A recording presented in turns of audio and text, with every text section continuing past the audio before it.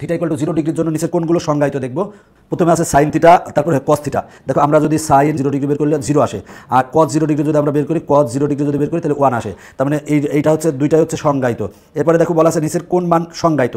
কট 0 ডিগ্রির ক্ষেত্রে আমরা দেখতে পারি কট মানে 1/10, 1/10 0 ডিগ্রি যদি বের করি 1/10 0 ডিগ্রি যদি আমরা বের করি সেটা হলো ম্যাথ ইরোর, তার মানে অসংজ্ঞায়িত। এটার ক্ষেত্রে অসংজ্ঞায়িত আসবে সেক 90 ডিগ্রি। সেক 90 ডিগ্রি বলতে আমরা জানি 1/cos 90 ডিগ্রি, তাহলে লিখতে পারি 1/cos 90 ডিগ্রি। তাহলে আসে কত? এটা ম্যাথ ইরোর আসে, তার মানে অসংজ্ঞায়িত হবে। আর cos 90 ডিগ্রি, দেখো cos 90 ডিগ্রি, cos 90 ডিগ্রি মানে আসে কত? 0, তার মানে এটা হচ্ছে সংজ্ঞায়িত, আর বাকিগুলো অসংজ্ঞায়িত। তো বলা আছে 90 ডিগ্রি কোণের ক্ষেত্রে, 90 ডিগ্রি কোণের ক্ষেত্রে কি হবে দেখো তো? tan 90 ডিগ্রি, tan 90 ডিগ্রি মান কিন্তু অসংজ্ঞায়িত হবে। তুমি যদি ক্যালকুলেটর প্রেস করো তাহলে দেখো tan 90 ডিগ্রি যদি বের করো, tan 90 ডিগ্রি যদি বের করো তাহলে দেখো ম্যাথ ইরোর বলছে, তার মানে অসংজ্ঞায়িত। আচ্ছা সেক সমান কি জানি? সেক থিটা সমান জানি 1/cos থিটা, তার মানে 1/cos 90 ডিগ্রি মান বের করবো, 1/cos 90 ডিগ্রি যদি বের করলে দেখো ম্যাথ ইরোর আসে, তার মানে মানগুলোর ক্ষেত্রে কি অসংজ্ঞায়িত। sin 90 ডিগ্রি ও কোসেক 90 ডিগ্রির মান সমান। দেখো আমরা sin 90 ডিগ্রির মান বের করবো, তাহলে sin 90 ডিগ্রি যদি মান বের করি, sin 90 ডিগ্রির মান কত আসে? 1 আসছে। এবার কোসেক সমান কি জানি? আমরা 1/sin জানি, তাহলে 1/sin 1/sin 90 ডিগ্রি মান কত আসছে? 1 আসছে। তার মানে এটার মান, দুইটার মান সমান বলছে, তার মানে এটা সঠিক। এরপর দেখো cos 90 ডিগ্রি ও cot 90 ডিগ্রির মান সমান, তাহলে cos 90 ডিগ্রি যদি মান বের করি, cos 90 ডিগ্রি মান বের করলে কি আসছে? 0 আসে। এবার cot 90 ডিগ্রি, cot 90 ডিগ্রি মানে কি বের করবো? 1/tan 90 ডিগ্রি, 1/tan 90 ডিগ্রি দিলে আসলে ম্যাথ ইরোর। cot 90 ডিগ্রির মান কিন্তু আমার জানা আছে 0 হবে, তার মানে এটার মানও 0। দেখো ক্যালকুলেটর আমরা বের করলাম তখন কিন্তু প্রবলেম সৃষ্টি হলো, যেহেতু কটের মান নাই, 1/, করতে গেলে তখন কিন্তু ম্যাথ ইরোর আসে। 13 এর অ্যান্সার কিন্তু 1 আর 2 হবে, কারণ 3 নাম্বার ভুল, কারণ বলা আছে cos 90 ডিগ্রি ও cot 90 ডিগ্রির মান কিন্তু সমান পেয়েছে, কিন্তু বলা আছে অসমান, তার মানে 1 ও 2 হচ্ছে সঠিক। এবার বলা আছে থিটার মানটা 0 ডিগ্রি সমান বা 0 ডিগ্রি থেকে বড়, 90 ডিগ্রি সমান বা 90 ডিগ্রি থেকে ছোটোর জন্য সাইনের সর্বনিম্ন মান কত? দেখো সাইনের সর্বনিম্ন মান হবে কিন্তু আমরা দেখি তো সাইন 0 ডিগ্রি যদি মান বের করলে কিন্তু আসে 0, তার মানে আমার কিন্তু সর্বনিম্ন মান হবে কিন্তু 0, এটা আমরা কিন্তু জানি। বলা আছে থিটার মানটা 0 ডিগ্রি সমান বা 0 ডিগ্রি বড়, 90 ডিগ্রি সমান বা 90 ডিগ্রি ছোট। এখন সেক এর সর্বনিম্ন মান কত?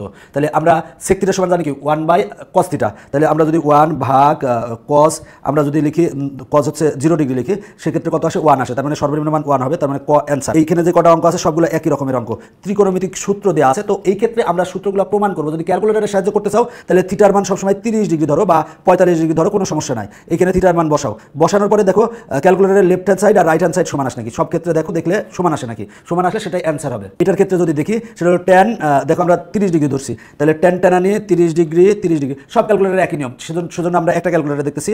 তারপরে আছে হচ্ছে cos 30 ডিগ্রি সমান মান কত আসে? মান আসছে 0.5। এরপর দেখো sin 30 ডিগ্রি, sin 30 ডিগ্রি সমান কত আসে দেখি? 0.5 আসে, তার মানে এটা হচ্ছে সঠিক, এটার মধ্যে কোনো ভুল নাই। এবার দেখো sec square theta equal to 1 + tan square theta. মনে করো সূত্রটা তুমি জানো না, যদি সূত্রটা না জানো তাহলে তুমি ওই কাজ করবা, ক্যালকুলেটরে থিটার মান 30 ডিগ্রি ধরবা, এই থিটার মানও 30 ডিগ্রি ধরবা, ধরে লেফট হ্যান্ড সাইডে যা আসে রাইট হ্যান্ড সাইডে তাই আসে নাকি সেটা দেখবা।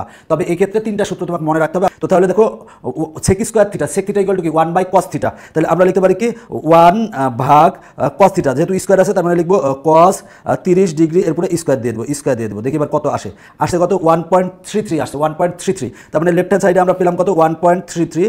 এবার রাইট হ্যান্ড সাইডে আমরা দেখবো, তার মানে রাইট হ্যান্ড সাইডে আমরা tan এর মান কত বসাবো? 30 বসাবো, তাহলে স্কয়ার দিতে হবে, তাই tan 30 এরপরে স্কয়ার দিয়ে দিলাম, tan স্কয়ার প্লাস 1, তাহলে কত আসে দেখি তো? সেটা হলো 1.33 আসছে, দেখো 1.33 আসছে, তার মানে এটা হচ্ছে সঠিক। এইভাবে শুদ্ধি পরীক্ষা করতে হবে। এবার দেখো এই ক্ষেত্রে আমরা 30 ডিগ্রি বসাবো থিটার মান, এই ক্ষেত্রেও 30 ডিগ্রি বসাবো, সব ক্যালকুলেটর একই নিয়ম এই ক্ষেত্রে। তাহলে দেখো এখানে আমার আছে কত? সেটা হলো যে sin স্কয়ার 30 ডিগ্রি হবে, তার মানে আমরা ব্র্যাকেট দিব, sin লিখবো, তারপরে 30 ডিগ্রি লিখবো, ব্র্যাকেট ক্লোজ করবো, এরপরে স্কয়ার দিব, তাহলে কত মান আসে দেখি তো? 1/4 আসে, তার মানে আমার লেফট হ্যান্ড সাইড আমরা কত পেলাম?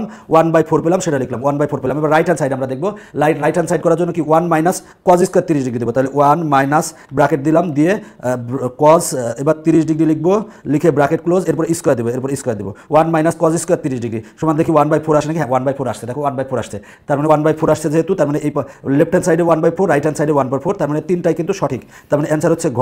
তুমি এইভাবে বাকি এমসিকিউগুলো সমাধান করবে, সেটা হলো থিটার মান 30 ডিগ্রি ধরে বাম পক্ষ এবং ডান পক্ষ সমান আসে নাকি সেটা দেখবে।